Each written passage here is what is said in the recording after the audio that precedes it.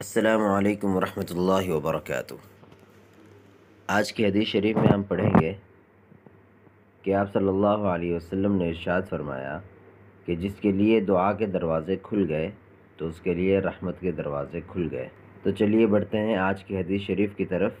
حضرت عبداللہ ابن عمر رضی اللہ تعالی عنہما سے روایت ہے کہ رسول اللہ صلی اللہ علیہ وسلم نے فرمایا، تم میں سے جس کے لیے دعا کا دروازہ کھل گیا اس کے لیے رحمت کے دروازے کھل گئے۔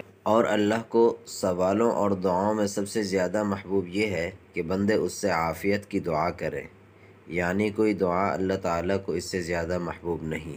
حدیث شریف کے عربی الفاظ یہ ہیں: عن ابن عمر رضی اللہ تعالی عنہما قال قال رسول اللہ صلی اللہ علیہ وسلم من فتح له منکم باب الدعاء فتحت له ابواب الرحمة وما سئل الله شيئا يعني احب الیہ من ان يسأل العافیہ۔